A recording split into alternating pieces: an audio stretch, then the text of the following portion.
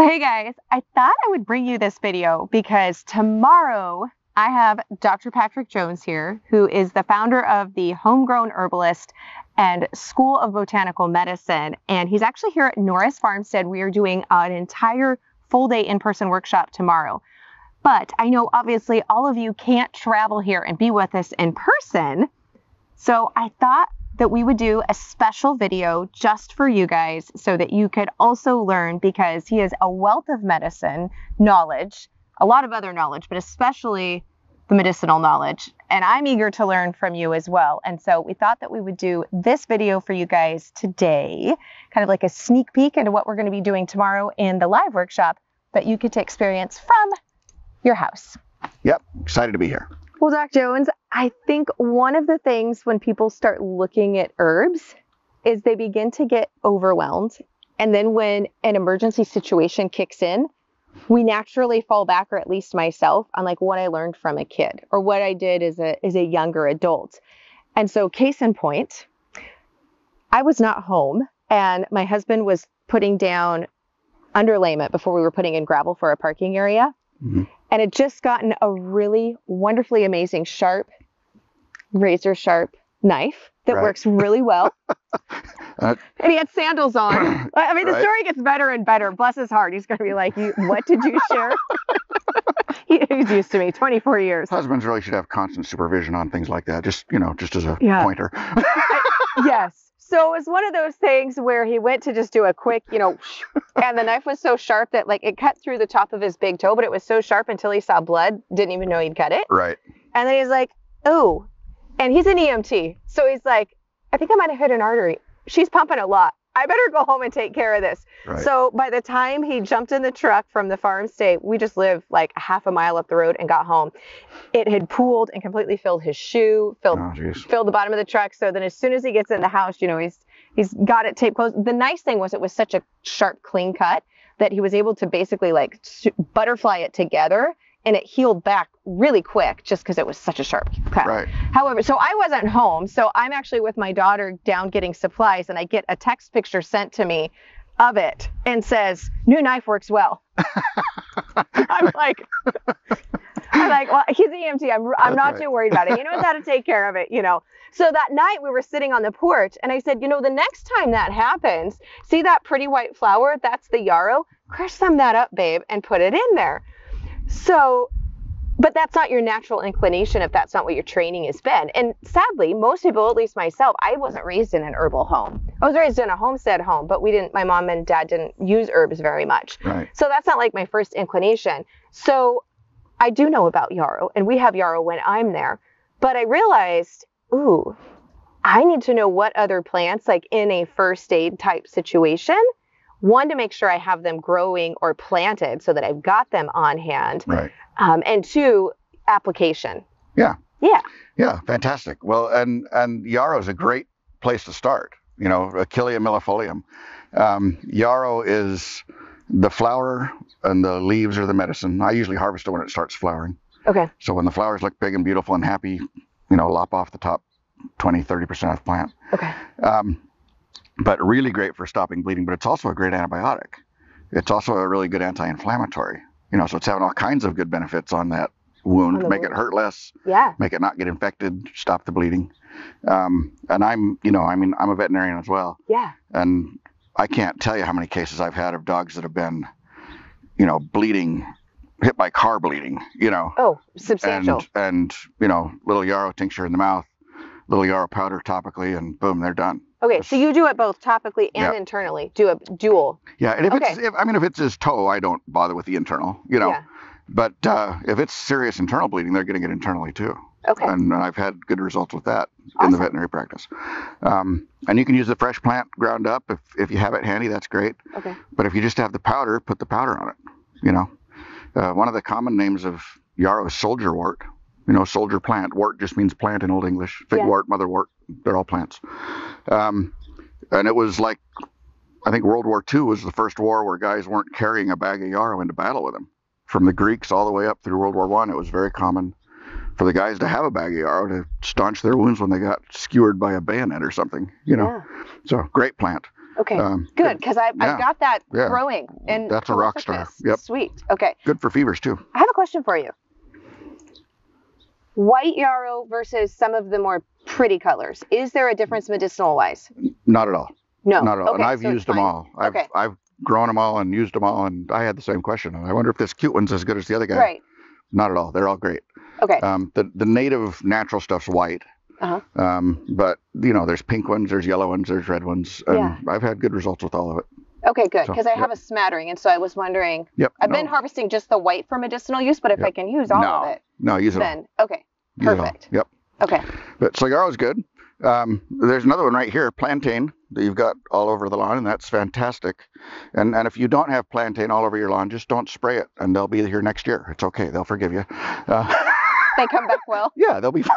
Now, this is the narrow right here. It is. So is there a difference between the narrow and the more broadleaf? Like, is one more powerful than the other? No. Or they're both just... No, they're identical medicinally. The only advantage to having the broadleaf is it makes more medicine, volume-wise. Right. Okay. We have a strain that we grow at our place that's from Turkey, and the leaves are that big. And he said he was going to send me some. That's it's now on record. Yes, we'll send her some seed. But that's, and it's the same as these little guys. It's just making a lot of medicine, Yeah. But plantain's a great one for first aid. You're talking about lifestyle and habit and, first knee-jerk reaction to an emergency. Yeah. We were all sitting in the house a couple of weeks ago and hear this horrible scream from my little 4-year-old granddaughter, like I got an owie scream, but something really horrible. Yeah. And we all run to the door, and as we're running toward the door, her dad's running in with her in his arms, and she had gotten into a hornet's nest, and got stung everywhere. Oh. And first thing her brother did is run out to the garden for plantain. He knew. Because he knew what it was and where it was and what you did with it. Yeah. And we had some plantain tincture too, and we put that on, and it wasn't 3-4 minutes before all those things were done, and she wasn't crying, and she was talking about it, and we were poking her. Does this hurt? Nope, I can't feel it. That's amazing. It's an amazing plant. So do you use the tincture externally or internally? Was it both or? Well, we did it both. Okay. But mostly it's topical.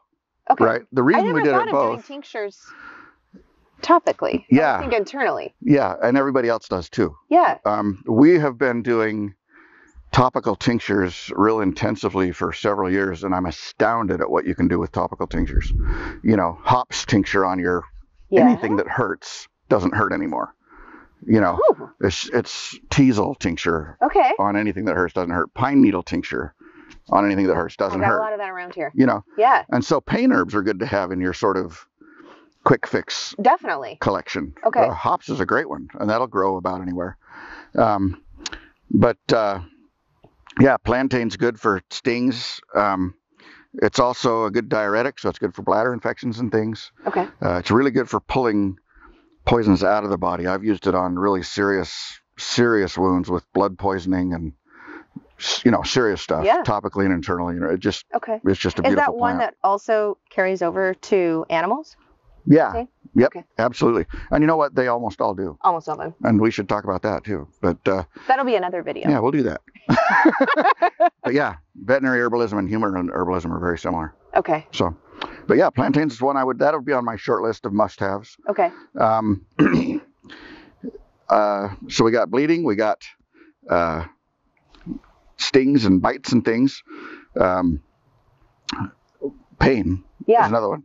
If you have hops is really good topically as a tincture. Okay. Skullcap, really good topically as a tincture. You've got some of that right here. Going. Okay. So that's a good one to have. Okay. Something else for an emergency, I might want something to open airways to get people breathing. Yeah. So mullein can be very good for that. It's very relaxing to the airways, opens things up. It's also a good cough suppressant. It's also a pretty good expectorant for getting goobers out of lungs. Okay. It's a pretty good wormer for the same reasons, which is funny, because the way it calms your cough is it relaxes the nerves. Yeah. Knocks them out, tells them to behave and have a nap, Yeah. So they open up and it moves the mucus. That's the expectorant function, but it does the same things to the worms. It knocks them out, loosens up the mucus, and out they go. They wake up somewhere else. They're very confused, right? And so... Fabulous. That's a good thing too. The leaf. That is. Mullein leaf. Okay. Or the flower. The flower is actually better than the leaf. The flower is? It's stronger. It's stronger. Okay. But it's sort of a pain in the neck to harvest. So everybody uses the leaf, which is almost as good. Okay. You know, but the flower is good too. So opening up the lungs mullein would be good, or cramp bark, that'd be good. Okay. Or lobelia. Those are all antispasmodics. They're muscle relaxants, you know, right.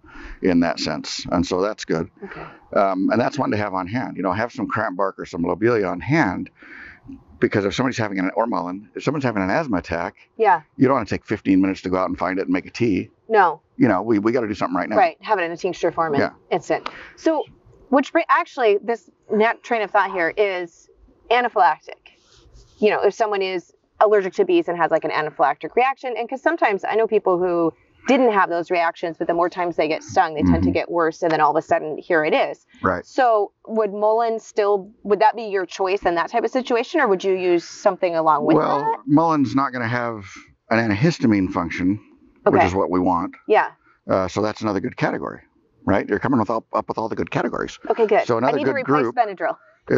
So another really great group of herbs to have on hand for stuff like that is antihistamine herbs. Okay. Nettles is very, very good. Stinging nettle. Perfect. I got a lot of it. Another one that's really, really good is brigham tea. Okay. Which is sort of native to the desert Southwest states. Is that an actual plant name? I'm not familiar with it. Yeah, brigham tea, ephedra, they call it Mormon tea sometimes. Grows in southern Utah and Nevada, areas like that. Fantastic anti-histamine. You know, it really, really helps. But nettles is really good too, and nettles will grow anywhere. Yeah. You know, so you can use those as needed for an event, or you can use them. Would you use them together, or just one or the other? Absolutely. But you could combine. No, they do different things. Okay. They have. That's a really important point too in herbal medicine. Is, you know, sometimes plants have very different roads to the same outcome. And that's a good thing, because diversity is a good thing. If we're giving the body 10 different ways to fix something, you know, he'll pick the one he wants, you know. Yeah. And they can attack things from different sides. That's why we have almost no bacterial resistance to herbal antibiotics. Yes. Because a plant has 10 things in it that'll kill the bug. You know, instead of this isolated. Penicillin has one. Right. And so that diversity of action, you know, how do you respond to that? You know, and so that's another good category. Speaking of categories, is an antibiotic herb. Very true. Right? I would think one of my favorite plants, if I could only have 5 plants, calendula is a great plant. And that's another one that's so easy to grow. Cute flowers. It's a pot marigold, they call it. Yeah. And it's not related to, you know, the French marigolds that we grow. But it looks very similar. It has that pretty orange flower. Yeah. They call it pot marigold because they used to eat it in their soup. And it's a good edible plant too. I know that it was used to color cheese. I have never thought of adding it to soup though. Yep. They eat it. So anyway, great antibiotic. It accelerates healing a little bit.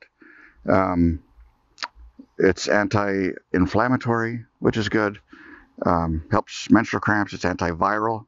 Yeah. Especially for herpes viruses, for cold sores and shingles and stuff. Yeah, I use it in my homemade antibiotic cream. So yeah, it's a fantastic plant. I do have a question for you though. Same as the yarrow. So I've got the orange and yellow calendula. Actually, I have some yellow over there, and then at home I have orange. But I also have like some strawberry and some white that's just more pretty. Do those still have strong medicinal properties? I have no idea. I would guess they probably do. I've never seen yellow or white, or I mean, not yellow. I mean pink. What did you say you had? I have a strawberry one. That's strawberry. Pink. I was looking to see if I have any still blooming in the other section of the garden. Yeah, mine are always yellow and orange. I haven't seen strawberry. That's fun. But. Yeah, it is. It's really fun. And then I have a snowdrop one that's white. Yeah. Which are both really pretty, but I haven't used them medicinally wise because I have a ton of the orange, and I know the orange is. Yeah. But I was just kind of curious. I don't have any experience with it. Okay. My guess would be it's probably fine. Okay. You know, one thing to be aware of with calendula that a lot of people aren't aware of is that it's the whole flower that's the medicine. You can buy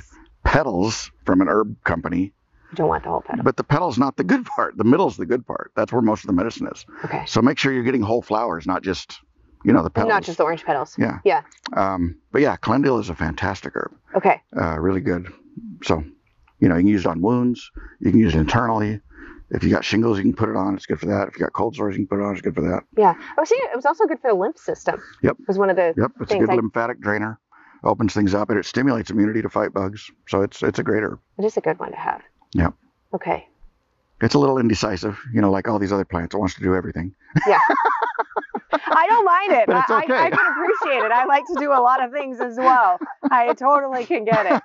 I think one is, we did talk about pain management, and this one is really personal. So my daughter is in high school. She's young, so she's a teen. And she sprained, but at the same time, we think she might have actually tore one of the tendons in her ankle because we were outside playing volleyball in the yard barefoot. Sure. And when she landed to get the ball, we heard a snap. And so we actually thought she broke a bone because we could hear an audible. It almost sounded more like a slap than a snap, but we could hear it. And and she was like in midair. So it wasn't her slapping together.